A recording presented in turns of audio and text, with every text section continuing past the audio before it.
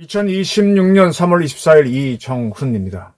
트럼프가 닷새간 전쟁을 유예하겠다, 대화를 하겠다라고 했습니다. 여기에 대해서 미국의 CNN 방송이 아주 조롱을 하면서 맹비난을 합니다.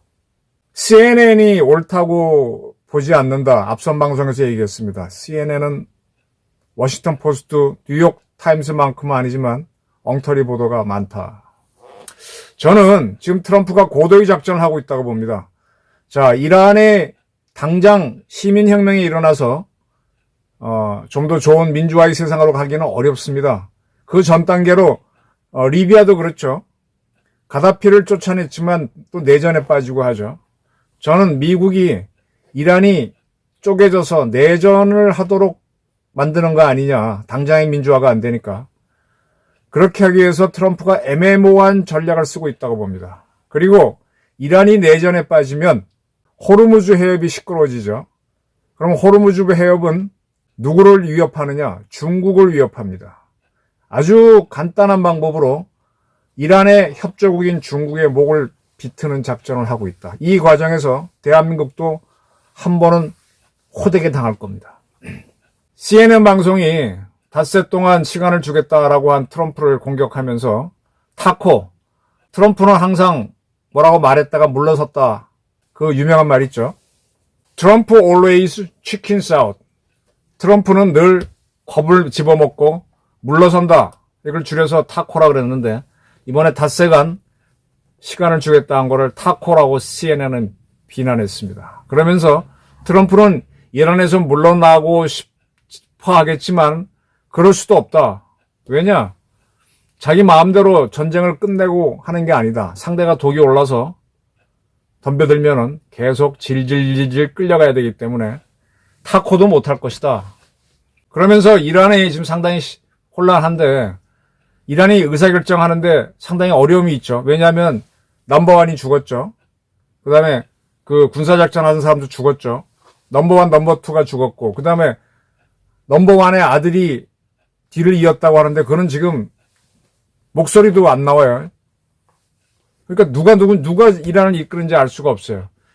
그러면 집단적인 여러 사람이 모여서 합의해서 의사결정을 해야 되는데 굉장히 어려움이 많은 것 같아요. 그러면 이런 상태에서 어느 강경파가 있으면은 그들 목소리 큰 놈대로 가니까 더 이란이 강경으로 가서 트럼프는 점점 더 말려든다. 트럼프 always chickens out 하고 싶어도 못하게 될 것이다. 근데 그는 그걸 지금 하고 싶어 한다. 트럼프는 늘 끝없는 전쟁을 하면 안 된다라 그랬는데 그는 이미 루비콘 강을 건넜다. 돌이킬 수 없는 상황이 됐다라고 하면서 상당히 비난을 했습니다. 지금 이란은 아까 말씀드린 대로 넘버원과 넘버투가 죽었습니다. 하메네이가 죽었고 그를 대신해서 군을 장악했던 라리자니가 3월 16일 이스라엘 공격으로 죽었죠. 그리고 하메네이 아들은 죽었는지 살았는지 알 수가 없고 도대체 누가 이끄는지 모릅니다. 이란 혁명 수비대의 리더도 바뀌었죠. 라리자니 후임으로 혁명 수비대에서 준장을 하던 사람을 임명했습니다. 이란 군을 찾아보니까 우리나라 군에서는 제일 높은 사람이 대장, 중장, 소장, 준장 이렇게 가죠. 이란 군에서는 제일 높은 계급자가 소장, 별 2개예요. 자료가 그렇게 되어 있습니다. 3스타나 4스타가 없어요. 이란 혁명 수비대에도 제일 높은 사람이 소장이고 그 다음에 준장입니다. 그러니까 준장이라 그러면은 앞에 대장, 중장, 소장이 다 죽어서 그렇구나. 그게 아니고 세컨맨이 됐다는 거죠. 이제 이런 사람을 최고 지도자의 승인을 받아서 대통령이 임명했다라고 하는데 지금 최고 지도자가 누군지 모릅니다. 넘버원은 죽었고 넘버투 죽었고 넘버원의 아들도 죽었는지 살았는지 모르는데 그렇게 했대요. 그러니까 지금 이란이 상당히 터모일 혼란하다. 이런 상태에서 지금 미국은 3맵을 파견한 데에서 1맵을 파견하고 82 공정사단을 투입한다라는 보도가 나왔습니다. 미국 해병대를 간단하게 설명드릴게요. 미국의 해병대는 우리나라 해병대와 달리 우리나라 해병대는 2개 사단이 있고 그래서 두 개 사단이 있으니까 합치면 한 개 군단이 되죠. 그래서 우리는 군단급 부대입니다. 머린코어, 코어 할 때 우리가 군단으로 번역하는데 미국도 머린코어예요. 근데 얘네들은 세 개가 있는데 이 한 개 한 개가 군단급이야. 그래서 미국의 해병대는 머린코어라는 명칭에도 불구하고 대장이 사령관을 합니다. 미 해병대는 미국 군은 미국 법에 따라서 미국 안에서는 싸울 수가 없어요. 해외에서만 싸워야 돼요. 근데 해외에서 가장 많이 싸우는 원정군, 나가서 싸우는 게 다 원정군인데 원정군을 자임하는 부대가 해병대입니다. 그래서 해병대는 그냥 해병대가 아니라 Marine Expeditionary Forces, 원정군을 자임합니다. 그래서 머리 글자를 따서 MEF라고 그럽니다. 자, 이 MEF를 왜 붙이는가 하면 미 해병대가 결국은 상륙을 해서 지상작전을 하죠. 지상작전을 하게 되면 반드시 공지기동전을 해야 돼요. 즉 항공기 세력이 가서 물론 고정익게 가서 때려주고 그 다음에 회전익기 헬기가 가서 때려주는 상태에서 기동군이 들어가야 됩니다. 미국에서 육군과 일반적인 공지기동전 할 때는 육군하고 공군이 같이 하는데 해병대는 육군하고 공군을 다 갖고 있는 거예요. 각각의 매프에서. 그래서 해병대 사단이 있고 거기에 항공단이 붙습니다. 공군부대 하나, 육군부대 하나 붙고 둘이 싸우러 가게 되면 먹고 실탄이 필요하죠. 그래서 군수지원단이 하나 붙습니다. 그래서 보병사단 하나, 항공단 하나, 군수지원단 딱 하나, 세 개를 딱 뭉쳐서 그러니까 이게 부대가 사단보다 훨씬 크죠. 그래서 이거를 군단급 부대입니다. 요거를 MEF라고 그럽니다. 근데 그 중에서 사단 중에서 한 개 연대만 뽑아내고 비행단 중에서 한 개 대대만 뽑아내고 그 다음에 군수지원단에서 한 개 대대만 뽑아내서 만든다라고 할 때는 그거는 MEU, Marine Expeditionary Unit, 원정군에서 원정부대가 되는 거죠. 또 보다 또 작은 것도 만들 수 있습니다. 그래서 미국은 태평양과 대서양의 면에 있죠, 바다가. 그럼 두 개의 해병대만 뒀어요. 캘리포니아에 하나 있는 게 원맵이고요. 노스캐롤라이나 맞죠? 버지니아주 밑에 대서양 쪽 거기에 투맵이 있습니다.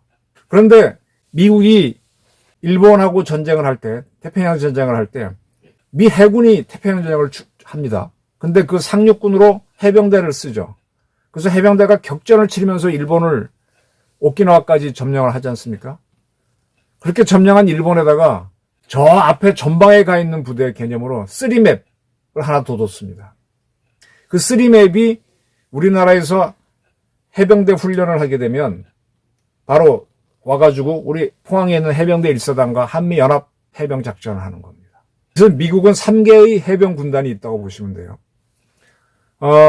처음에 보낸 거는 이 3맵, 오키나와에 있는 곳 중에서 한 개 여단을 뽑아내가지고, 연대를 뽑아가지고, 비행대대하고 지원단 합쳐서 MEU를 보냈습니다. 지금 가고 있죠? 상당히 많이 갔을 거예요.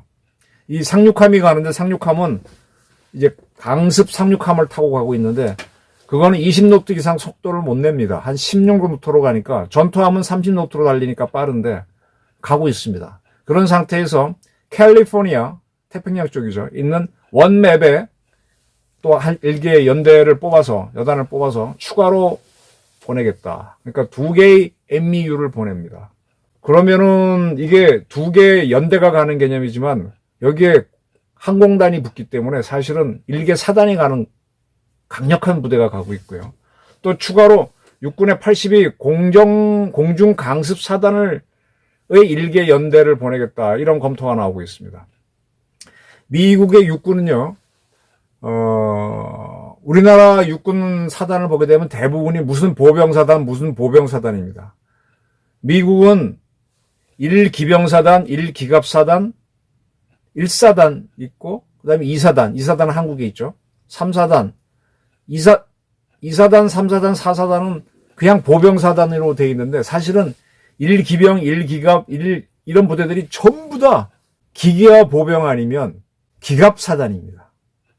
기갑사단은 뭔가 하면 연대에 2개 대대는 탱크고 1개 연대가 장갑차면 기갑 부대가 되고 1개 대대가 탱크고 2개 대대가 장갑차면 기계화 사단이 되는데 우리나라의 이 기동부대는 기계화 사단인데 미국은 대부분이 기갑사단입니다.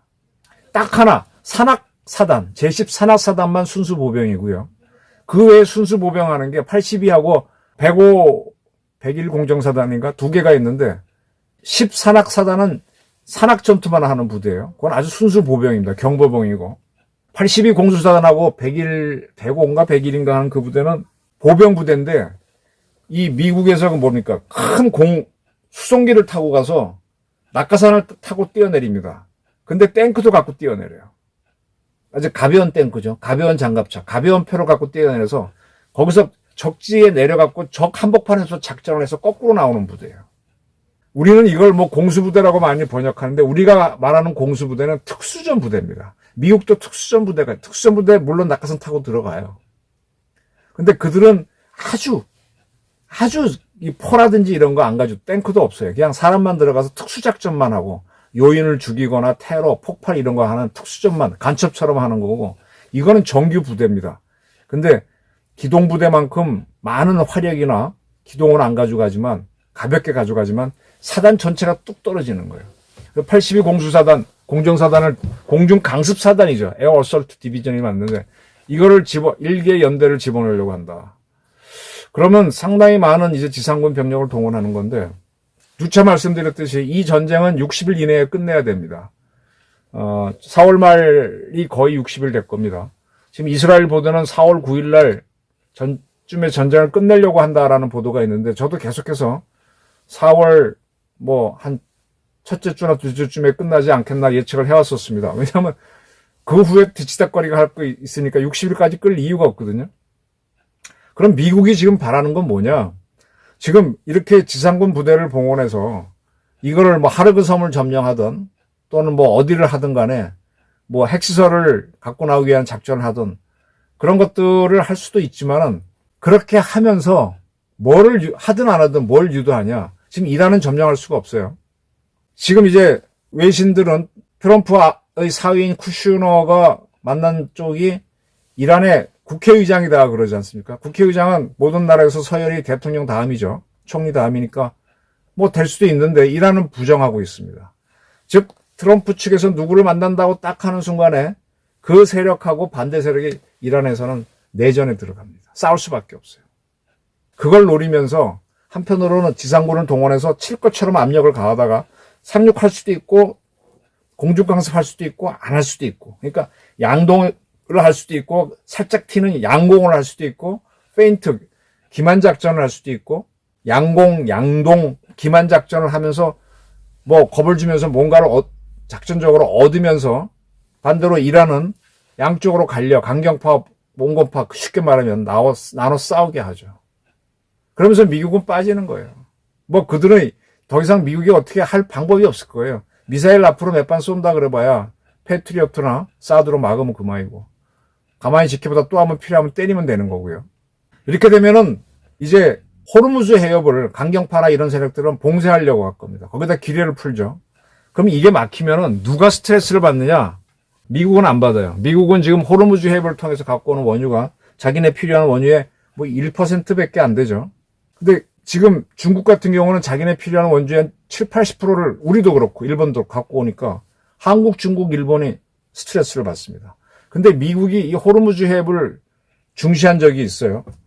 79년부터 자료를 보게 되면 한 2015년까지는 호르무즈 해협을 통해서 미국도 원유를 많이 갖고 왔기 때문에 거기에 거의 상시적으로 항공모함을 배치했었어요. 그 중간에 이란 이라크 전쟁도 있었고 그때 서로 유조선을 쏘고 했기 때문에 그런 거라든지 여러 가지 위기가 있어서 미국이 항공모함을 배치하면서 그쪽을 항로 안전을 보장했는데 지금은 미국이 셰일가스가 나오고 기타 원유가 많아갖고 수출하는 나라 아닙니까? 호르무즈에서 갖고 오는 게 없고 또 그쪽과 특별히 무역할 게 없어요. 무역해도 안 해도 그만이야. 호르무즈에서 미국은 이란만 핵 없애버리고 자기네끼리 내전 빠지게 하고 빠져나오면 그만이라고. 그러면 거기에 대한 분풀이나 이런 걸로 자기는 내전 때문에 호르무즈 해협을 기뢰를 깔면은 가장 많은 석유를 의존하는 중국이 힘들어지는 거예요. 한국도 힘들어져요. 일본하고 한국, 중국 셋 다 힘들어져요. 근데 한국과 일본은 정 안 되면 미국 석유를 사면 돼요. 그리고 트럼프가 얘기했죠. 알래스카에 가스를 개발하겠다. 그때 한국과 일본 기업이 들어오라 그랬습니다. 그래서 그때 알래스카 특혜주 그래가지고 우리나라에서 파이프라인 만들 수 있는 관광 기업들 주가가 한때 오르고 그 원유를 실어 나를 수 있는 무역 회사들 주가가 오르가다 요즘 꺼졌습니다. 알래스카 특혜주가 사라졌는데 다시 또 오를 겁니다. 그렇게 하면 한국과 일본은 알래스카의 가스 개발에 매달리게 되겠죠. 기름이 부족하니까. 호르무즈를 중동에서 안 가져오는 거죠. 사우디아라비아나 오만, UAE는 다른 방법으로 빼낼 수 있고 이제 그 안에 있는 이라크하고 카타르 이런 나라가 좀 힘들어지는데 그럼 그런 나라들이 앞장서서 이란하고 싸우면서 미국은 오히려 역의 균형 전략을 펴기 좋아지죠. 가장 스트레스를 받는 거는 중국이 될 겁니다. 중국은 물론 러시아상 원유를 갖고 오면 풀리겠지만 러시아의 원유를 받다 보면 러시아한테 목줄이 잡히게 됩니다. 지금 트럼프는요. 한국과 일본이 알래스카 가스전 개발에 들어와서 미국하고 같이 갈 수밖에 없는 구도를 만들면서 중국을 확 치는 작전을 합니다. 목을 조를 겁니다. 그게 뭐냐? 이란이 내전에 들어가도록 하면서 호르무즈 해협이 위험하게 만드는 겁니다. 그럼 미국은 빠집니다. 그래서 애매모호하게 5일간 유예를 주고 이렇게 하면서 내전이 난 누구랑 얘기한다는 얘기를 외신에서 나오게 함으로 해갖고 이란은 더 내전에 붙게 하는 거죠. 그 내전이 지나고 해야만 민주 세력이 일어날 겁니다. 이런 거를 CNN은 못 믿고 CNN을 따라가는 대한민국 언론들은 트럼프 안 되는 게 좋으니까 트럼프 쩔쩔맨다, 당황한다, 타코다, 트럼프 always chickens out 떠드는데 그렇지 않을 겁니다. 트럼프는 수가 만수입니다. 이재명 정권도 이런 걸 예측하고 앞으로 미국과의 관계를 어떻게 할지 잘 판단해야 될 겁니다. 감사합니다.